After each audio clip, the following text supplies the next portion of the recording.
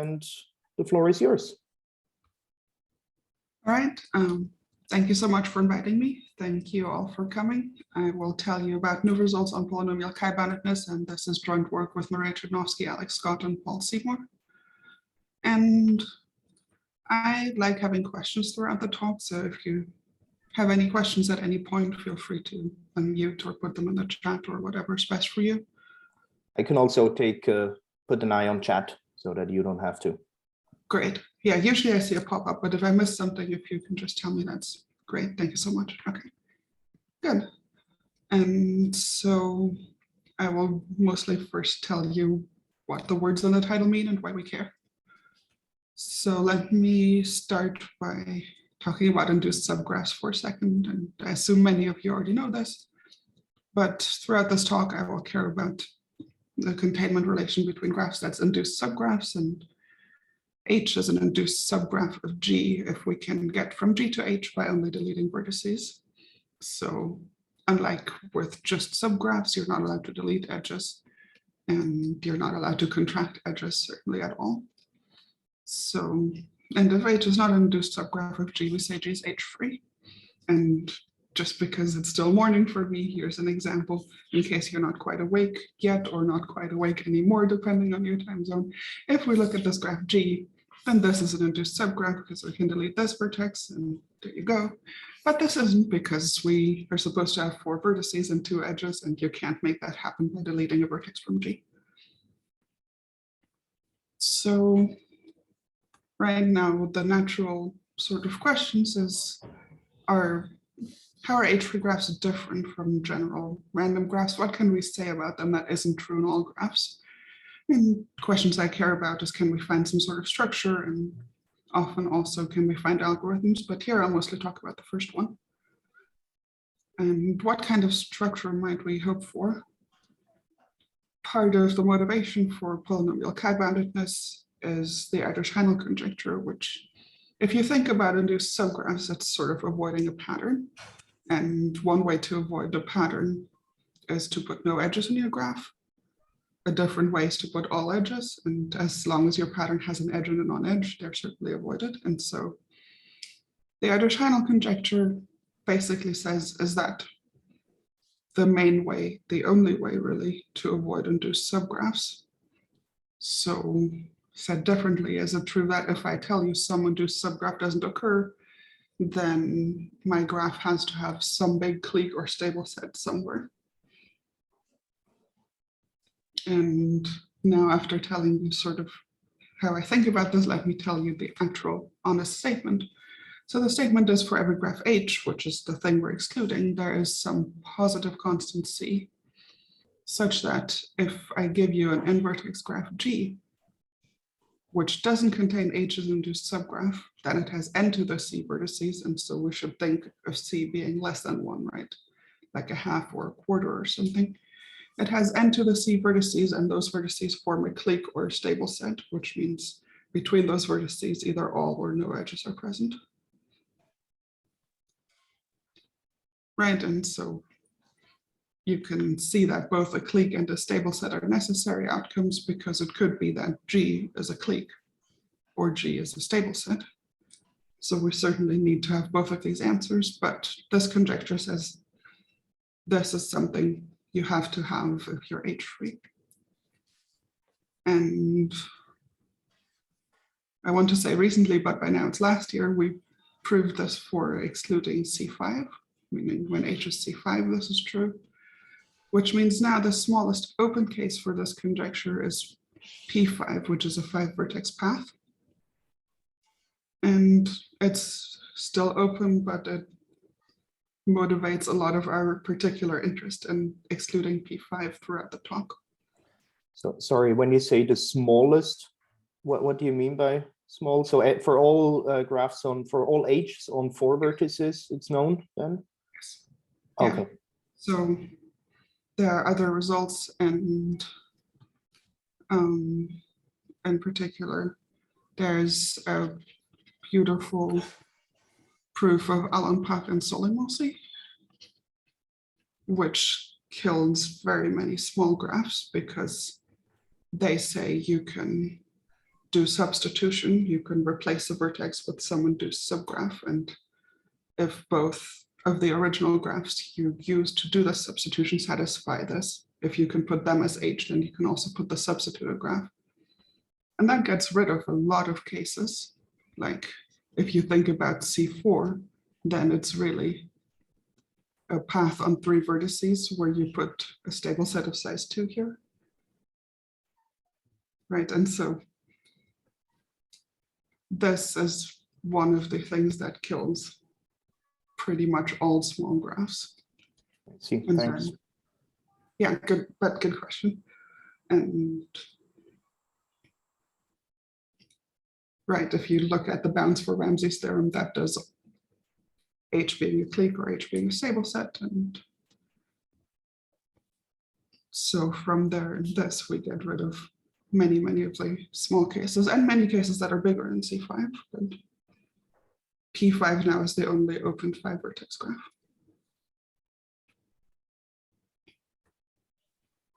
And now I'm going to switch gears completely and tell you about chi-boundedness and then tell you how these things have anything to do with the other channel conjecture.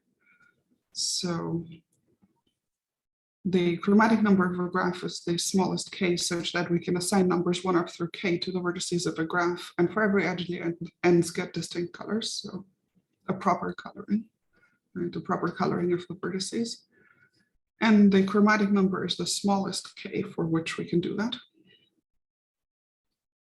And this is somewhat related to the clique number of a graph, where the clique number is the size of the largest clique, the largest set of vertices that are all pairwise adjacent.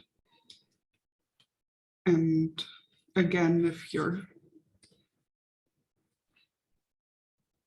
sort of still asleep or almost asleep or haven't seen this before, here's an example. If we look at C5, which is sort of my favorite graph, then we can see that it can be colored with 3 colors. Here there's red, blue, and green, and you can't do fewer. And we can see that it's clique numbers 2 because each of these edges by itself is a clique, but you don't have 3 vertices that are pairwise adjacent. And you can check quickly that for each graph, the chromatic number is at least the clique number. Because if you have a clique, all its vertices are pairwise adjacent, and so they all have to get different colors. But when is there a bound in the other direction? When can we bound the chromatic number by the clique number? Not even just by being at most the clique number, but by a function of the clique number. And this is not true in the class of all graphs, because there's this beautiful proof of Erdős that constructs triangle-free graphs with large chromatic number, which is really pretty and probably one of the first few proofs you will learn about when you learn about the probabilistic method. So for general graphs, even if we know the clique numbers too, we don't have any bound on the chromatic number, which motivates defining a property that says, when is this true? So chi-boundedness is something that applies to a class of graphs. And I want to say a class of graphs is chi-bounded if for every graph in the class, its chromatic number is at most a function of the clique number. And so this function f is the same function for the whole class C, because it doesn't make sense if it depends on the graph G. And then this definition is secretly 2 definitions, because I want to add the word polynomially if we can choose f to be a polynomial. Right, so chi-boundedness means that if I tell you the clique number is small, then you can tell me the chromatic number is sort of small. And polynomially chi-bounded means there's a polynomial dependence. Like we can say chi of g is at most 100 omega of g to the 100. That would still count. And usually here we're looking at hereditary classes of graphs, which are those that are closed under taking induced subgraphs. And part of why I think you should care about this is because if H-free graphs are polynomially chi-bounded, then for H, the outer-channel conjecture holds. And checking this is fairly straightforward because if the clique number is polynomial in the number of vertices, then the outer-channel conjecture holds. And if not, then chromatic number is at most some polynomial in the number of vertices. And if chromatic number is small, then you have a huge stable set. So this implies the outer-channel conjecture for H-free graphs, but in fact is quite a bit stronger. And as I said on the previous slide, the class of all graphs is not chi-bounded, so this is really a property that's special about a class of graphs. And since chromatic number is at least clique number, the smallest chi-bounding function you could possibly get is f of x equals x. And then if we're looking at hereditary classes, these are perfect graphs, which you may have heard of. Sophie, I have a question. Yes. Are people looking at f of x is x plus a constant? The reason that I'm asking, this is something that, came to my mind many years ago. Wissing's theorem says that line graphs, there is only a difference of one. And I was wondering always if there is, more, and in fact, it's even a hereditary property. So I was wondering if anything can be said about a constant difference. That's a great question. I know that people have looked at it, but I don't know much about the specific result. But yeah, as you said, for Wissing's line, theorem says that the edge coloring number of a graph is either the largest degree or the largest degree plus one. So in other words, it says that for line graphs, the difference is at most one. Wissing, right? yes. So this is, but I don't know. I'm pretty sure people have looked at when this is instead x plus c, but I don't know the specific results. We're already holding up on this. There is also an ancient conjecture by Bezod on total coloring, where there you color both the vertices and the edges, and the conjecture is that there is at most a difference of 2. So, I mean, all these things are very fascinating. And okay. Yes, I agree. I'm not sure if, line graphs are closed under into subgraphs, but I don't know if for total coloring the graphs. No, they're not, of course, but still, it's a class where you have a very strict boundedness. Yes.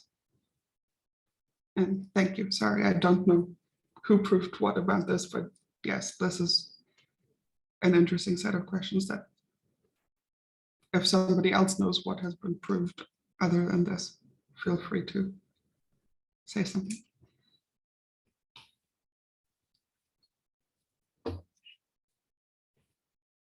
For now, I am going to keep talking about first chi-boundedness and then polynomial. There is a conjecture about when H-free graphs are even chi-bounded at all, which is the Jeffers-Sumner conjecture, and it says that if you just exclude one graph as an induced subgraph, then you better exclude a forest, and it should work for all forests. And this proof of Edges shows that you can have graphs with small clique number and large chromatic number and large girth. So H-free graphs are not chi-bounded whenever H has a cycle, which means that one direction of the Jeffers-Sumner conjecture is known and the other is open and known for several kinds of trees. And I listed a few of them here of examples of trees for which we know this conjecture. So sorry, what is the rightmost? I think I see the pattern in the left and the middle, but the rightmost, what is this tree?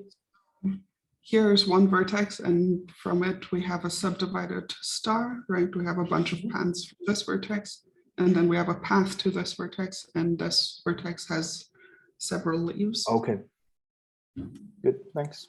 This is not an exhaustive list. There are other kinds of trees, but there's no, as far as I know, general pattern for which trees we know yet. So this is a hopefully somewhat representative sample of what we do know. And here you should possibly stop and say, you just told me that we should care about polynomial chi-boundedness for proving the outer channel conjecture, and yet this is only even possible for graphs H, which are forests. But since I care about P5 at the moment, which is a tree, this is reasonable for attacking P5. It's certainly not going to be the way we prove all cases of the outer channel conjecture, but one step at a time. Okay. And there's a conjecture due to Esperet, which is very pretty, and somehow I think many people feel that this should not be true, but nobody knows how to disprove it. And proving it seems even less hopeful, but the conjecture says that actually maybe chi-boundedness is the same as polynomial chi-boundedness. And here we have to say hereditary classes to get rid of some weird examples, but maybe for hereditary, meaning closed under induced subgraphs, classes of graphs, this is just the same phenomenon. And that would solve a lot of our problems, because if you look at these, all of these trees contain P5. So if Esperet's conjecture were true, then it would imply outer channel for P5.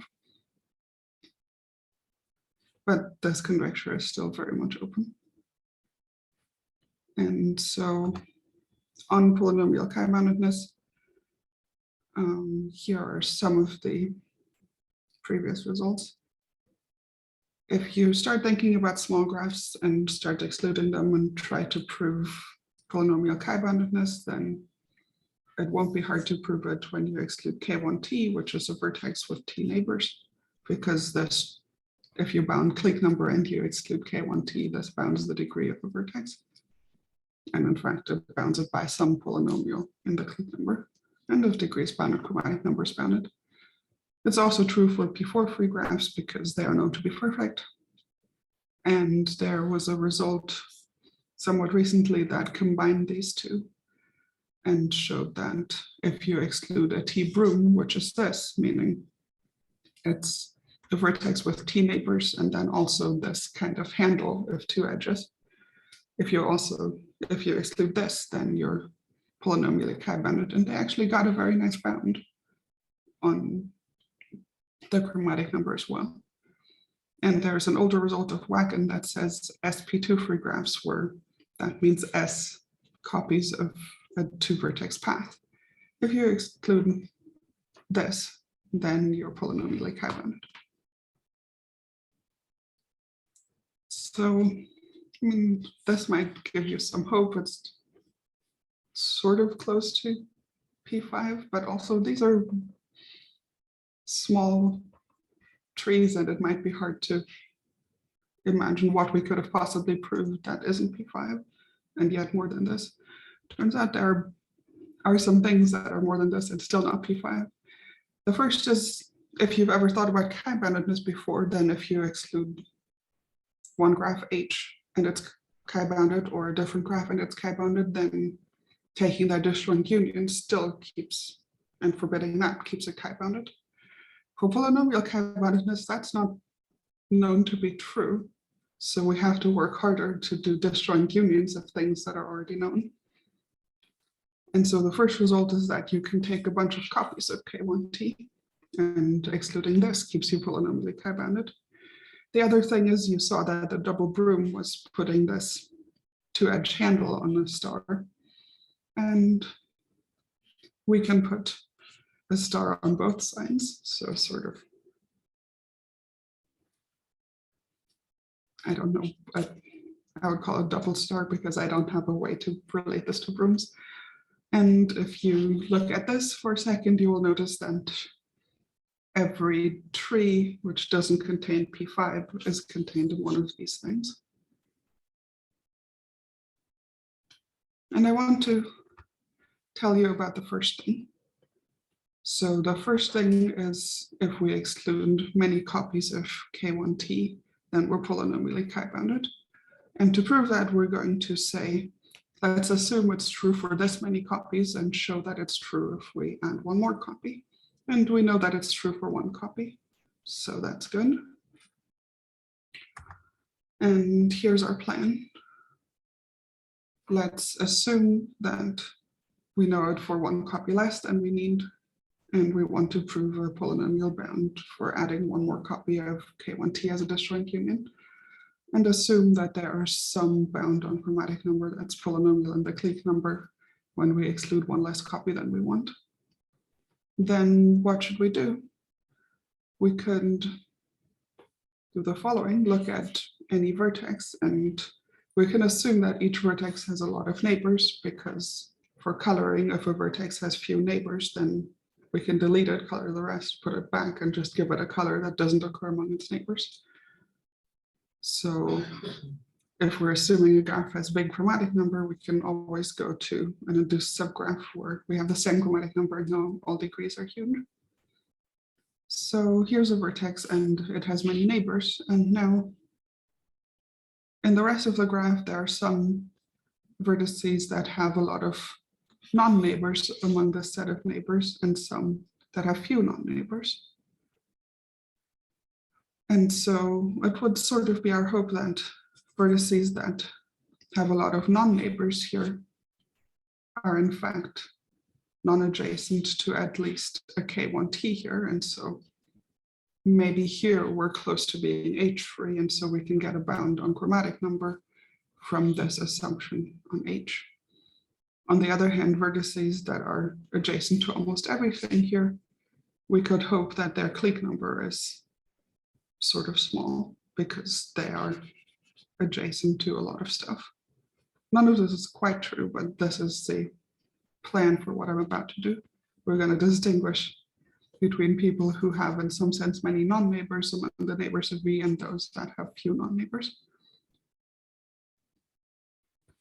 So what should we actually do? We should do this, and here think of X as being the neighbors of V. We're going to look at X and say, let's take a biggest clique in X and call it K1. Put it aside, take a biggest clique in what remains, call it K2. Put it aside, take a biggest clique in what remains, call it K3, and so on and so forth, up to some Kn where I will tell you what n should be later on. And then we have some rest in which the clique number is some number k, which we don't know, but we certainly know that all these cliques are of size at least k because they were the biggest clique when we deleted them. And now for the rest of the graph, we can partition it into two sets, and let me tell you what Z is first. So Z will be the set of vertices, each of which has at least n over omega of G non-neighbors in K1 up to Kn. So what does this mean? If we look at these vertices and just put them in Z, then what happens to the vertices Y that are left over? Right, just take this as a definition and look at what happens to Y. Y are vertices that each have fewer than this many non-neighbors in K1 up to Kn. So if we look at a clique in Y, then each vertex here has fewer than n over omega of G non-neighbors in K1 up to Kn, which means that since Y has clique number at most omega, the union of all non-neighbors of vertices in my clique in Y is of size less than n, right? Because each has at most n over omega, and actually less than n over omega, and there's at most omega of them, so their union is at most n, and in fact less than n. But that means since we have n cliques here and the union of their non-neighbors has size less than n, there is at least one of these where none of the vertices in this clique has a non-neighbor. So all edges between the two are present, which means that this clique in Y has size less than omega of g minus k, because this one has size at least k. Right? So, and then just put all vertices according to this somewhat weird looking definition. And then we're happy with what happens in Y, because for every clique in Y, it is complete to one of the cliques that we've pulled aside on the left-hand side of X. And so just from that, we get, since it's complete to a clique of size k, it has to have size at most omega of g minus k.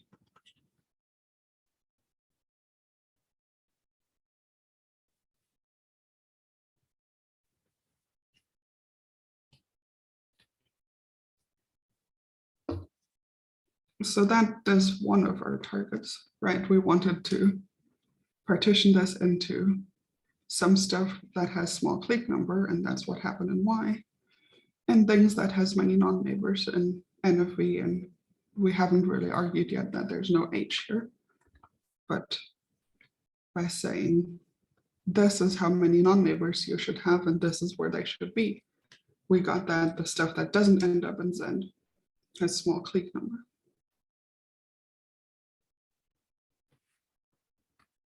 And now here's the same picture again. Recall that X was secretly the neighbors of V, and so here are all those cliques we pulled out.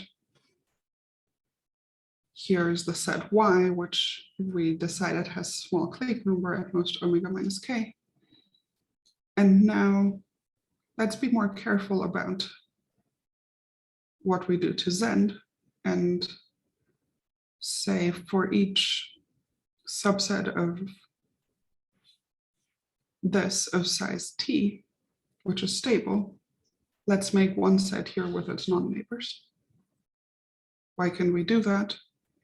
Because if we choose the right number for n, then having n over omega of g non-neighbors guarantees that among the non-neighbors, there's a stable set of size t. And so we just make this the Ramsey number of omega and g, omega of g and t.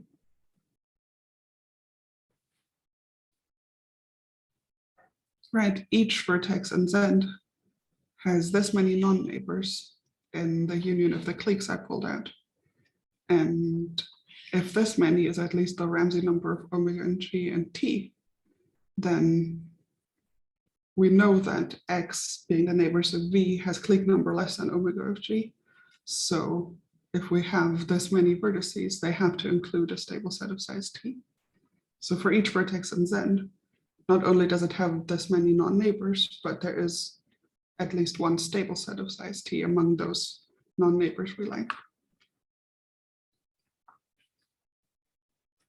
So for each vertex in Z, somewhere here there's a stable set of size t that is not adjacent to, and so for each vertex in Z, we pick one of those stable sets of size t and say, all right, you go with this stable set. And now if you look at all the vertices that go with a fixed stable set, then they're all non-adjacent to those t vertices, and they're all non-adjacent to V. So now they are actually non-adjacent to a whole copy of K1T. Right, for Z1, where we pick the same T vertices from this set, we could now actually say Z1 is H-free. And therefore Z1 has bounded chromatic number. And now we should put this all together where Z1 is H-free, so Z1 has small chromatic number, but we still have to deal with the fact that we have to color all of X and all of Y, and we have to count how many sets Z we've made throughout this. So let's do that. How many sets Z are there? Well, X has size n times omega, because we've pulled out n cliques of size at most omega, and n was omega times the Ramsey number of omega and t. So x has size this, which means the number of stable sets of size t in x is at most that to the t. Which means that the number of sets z is at most this first number q. And by induction, each of them has chromatic number at most omega to the r for some r, which is a constant we don't much care about. Now, let's pay for the chromatic number of the set x star by just coloring each vertex with its own color. So this is just the size of x star. And that gets rid of coloring this stuff and all of these guys. So now we just need to color the rest of x and y. And we know that the rest of x has some clique number k, and y has some clique number omega minus k. And we know that both of these are less than omega. Right? For y, we know this because we know that x was huge, so there is some rest. So k is at least 1. And for k, we know this because the rest is all adjacent to v, and so k is at most omega minus 1. So let's color the rest by induction on clique number. And that gives us, we don't know what k is, but it's somewhere between 1 and omega minus 1. And then we should expend whatever induction gives us for k and whatever induction gives us for omega minus k. And since they're both less than omega, that's honest. And now you're staring at this long terrible expression and thinking, how could this possibly be a polynomial? But it is, it's sort of fair, because if you think of f of k as being some polynomial that's whatever its argument is, I don't know, x to the some big number t, then what you get here is k to the t plus omega minus k to the t. And if you think of that function for t large, it looks like this. So it'll be maximized at the ends of the ranges of k. So over here, the worst case for us is when k is 1 or omega minus 1, and those give us the same answer. So here we get x minus 1 to the t. And that's nice because it sort of gives us some wiggle room. It's, you know, at most x to the t, and then minus x minus 1 to the t minus 1. So as long as all of this stuff is at most a polynomial 1 degree smaller than what we're looking for, this does work.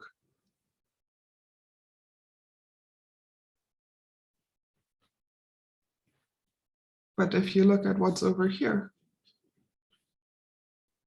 these are all degrees that come from something fixed. R came from H, which is fixed.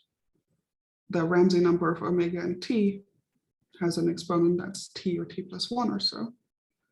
And here's another t. And so what's over here,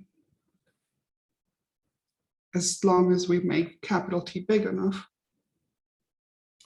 is less than what's here.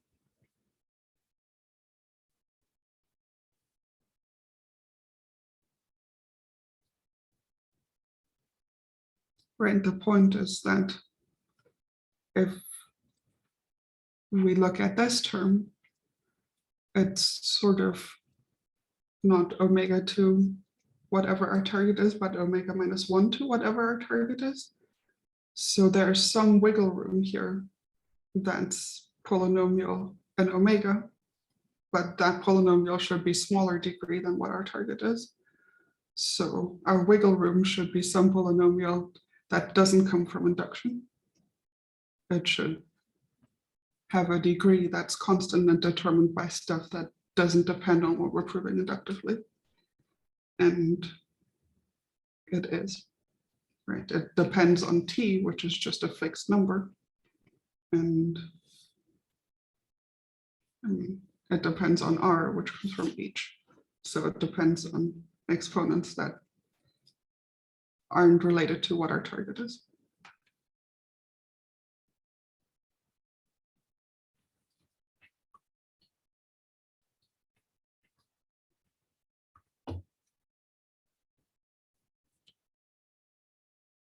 So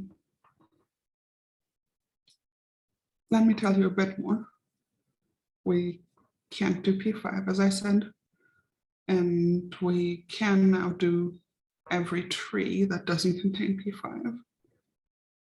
We can't do every forest that doesn't contain P5 because in general, if you want to look at every forest that doesn't contain P5, it would be disjoint unions of double stars. And so we don't know how to take disjoint unions of them yet because polynomial chi-boundedness doesn't play nice with disjoint unions. But we can show that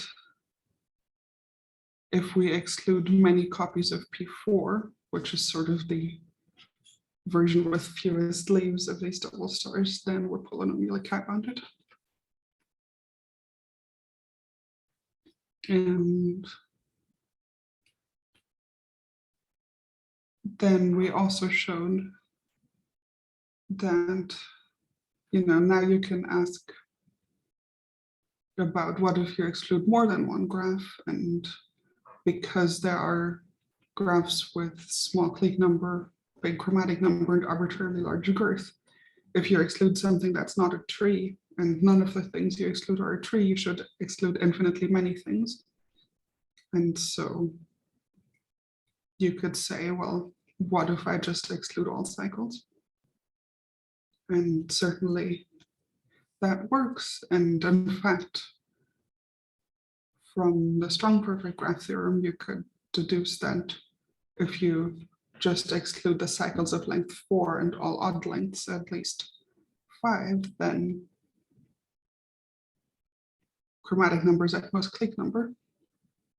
And what we proved is that for this set of things you exclude, which is cycles of length 4 or odd, it is still fair to take disjoint unions.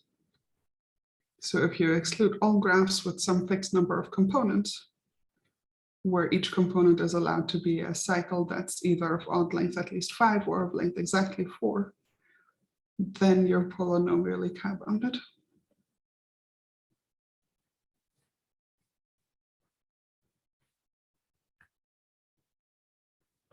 And on that note, I wanted to tell you some questions that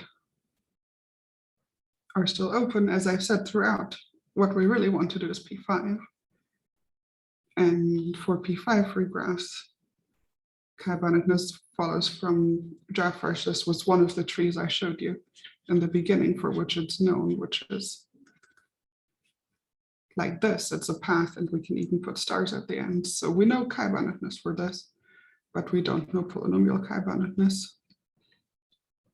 Another class of graphs is if we exclude, as on the previous slide, C4 plus all of these odd cycles, then we're perfect. But if we don't put C4 here, then things are harder. And Scott and Seymour proved that if we exclude these odd cycles of length at least 5, then chromatic number is at most 2 to the 2 to the omega of g.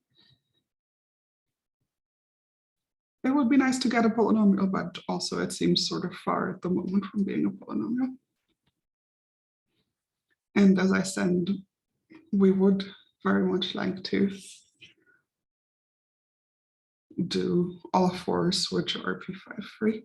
If we can't do P5, at least we should do everything that's not P5. And the fact that these things are polynomial, that these things, excluding this, makes you chi-bounded follows from a result of Kierstead and pairwise. And so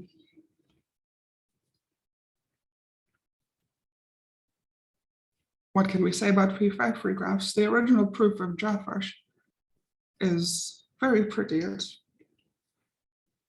one of the main things we can do for excluding a path, but it proves something that's exponential and roughly 3 to the omega or so. And what we can do is a bit better. We can show that for P5 free graphs, we get chromatic numbers bounded by omega to the log omega. And so, I mean, looking at that, this is certainly more than polynomial, but it's not so bad because polynomial would be something that's 2 to the c log omega, and we're and c to the log omega squared. So it's getting there, right? The exponent is at least no longer polynomial in omega, but logarithmic. But we've tried to improve the proof we have for this, and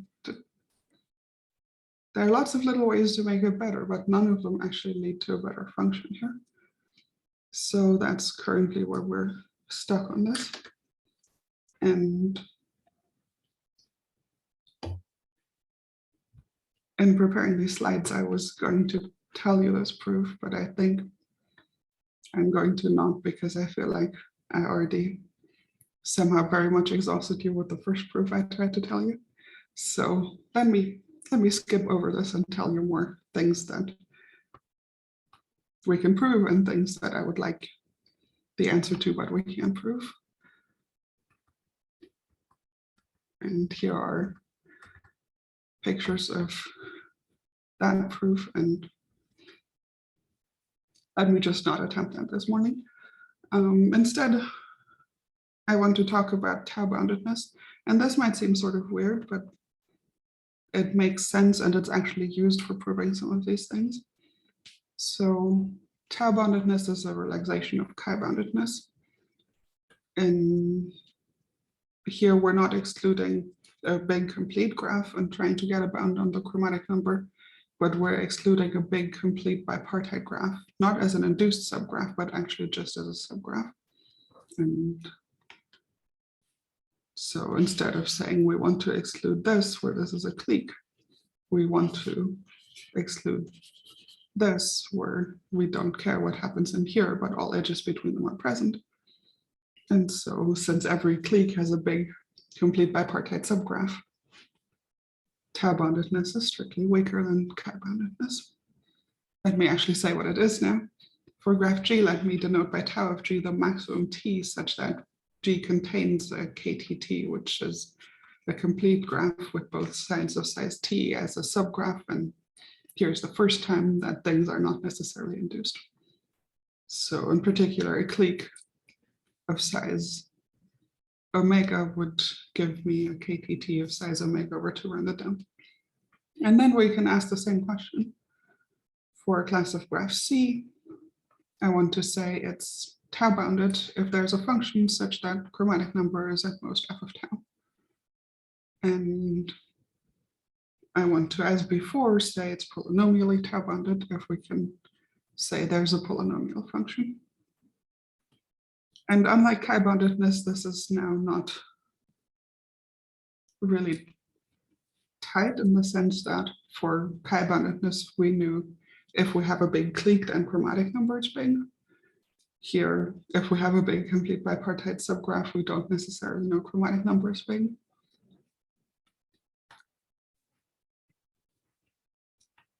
And in particular, we should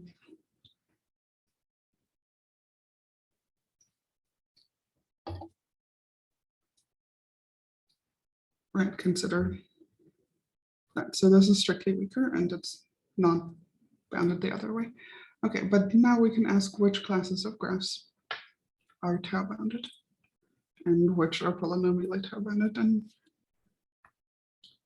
this is something that was first introduced in this paper for polynomial tau-boundedness, and they proved that if we exclude a path, then for excluding that path, we're polynomially tau-bounded. Which is nice, right? For chi-boundedness, we're stuck at P5, and here they just are proving it for all paths. So tau-boundedness is at least nicer in that we can prove more things. And there's the result of Rodel, which is a bit older, but proves that for every tree, if we exclude it as an induced subgraph, then those graphs are tau-bounded. And that's nice, right? It's just this result that you may know otherwise, as if you exclude T and any complete bipartite subgraph as an induced subgraph, then those graphs are chi-bounded. But in fact implies that for every tree, T graphs are tau-bounded. And so it's natural to ask, is the common generalization of those two things true? And in fact, it is. For every tree, if we exclude it as an induced subgraph, then we're polynomially tau-bounded. And therefore, for every forest, this is also true. And the construction of Eder shows that it's not true if we're excluding a graph H, which is not a forest. So in the regime of tau-boundedness, we have the equivalent of the Jaffer-Sumner conjecture, and we know it's true. So in that sense, tau-boundedness is much nicer. We can actually prove the Jaffer-Sumner conjecture in this setting. So what we would like to know about tau-boundedness is it actually better than chi-boundedness for subdivisions? For a graph H, a subdivision of H means that you can replace each edge by a path of any length. And there was an old conjecture of Scott that says maybe if we exclude any graph H and all its subdivisions as induced subgraphs, that class of graphs is chi-bounded. And this conjecture was disproved by a construction called the Berling graph. But for tau-boundedness, there's still hope that this kind of result might be true. And in fact, the theorem of Kuhn and Osthus says that for every graph H, if we exclude it and all its subdivisions as induced subgraphs, then we're tau-bounded. So can we add polynomially to this result? And in fact, this paper that also proved the result about paths and being polynomially tau-bounded proved the first case of this, which is that if H is a cycle of length L, then if we exclude it and all its subdivisions, then we're polynomially tau-bounded. So maybe a polynomial version of this is true, but we don't know yet. And on that note, let me stop and ask if you have any questions. All right. Thank you very much for the talk. Are there any questions? So I have a small one to break the ice. You also mentioned that you study some algorithms for these settings. So what do you mean by that? Like, are there any, for example, algorithmic problems like graph coloring or max clique or so that become easier if you have chi-boundedness or tau-boundedness? Excellent question. So, I mean, usually what I ask is instead, are there any problems that become easier in H-free graphs for some H? Sure. And people have done a lot of research in this direction. And sort of the main thing is we would like to do K coloring. So instead of just coloring, I want to fix K, and then I'm happy if the running time is terribly exponential in K. Right? As long as it's polynomial in the size of the graph, K can appear in the exponent in whatever way. So an FPT. I think I might be mixing it up, but yeah. So you want polynomial runtime in the number of vertices, but it can be exponential in the number of colors. Right. Okay, okay, yeah, sure. This is called closer to fixed parameter. Yeah. Okay, Not quite, but close. close to. Maybe, yeah. I'm not an expert there. Okay. And for this, the current open question is, can we do 3 coloring for PT free for T at least 8? Which is sort of a frustrating question because we don't have an NP-hardness result for any T. It might be polynomial for any T, but it's not known for any T bigger than 7.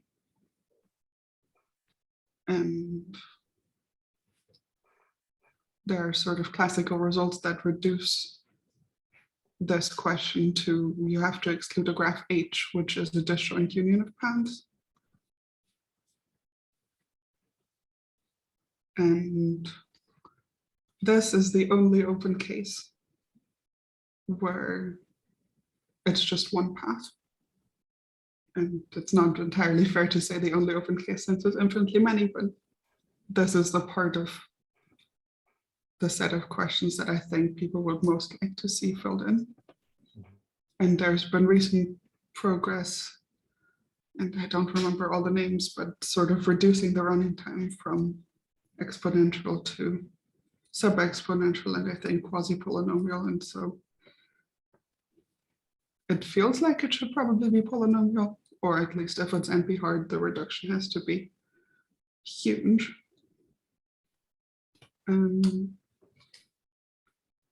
Okay. So I mean, that's the main algorithmic question, but there are certainly many more that are interesting, as you said. People ask about finding a stable set, finding the clique number, and so on. And we can also enhance this to do list coloring for different versions of list coloring.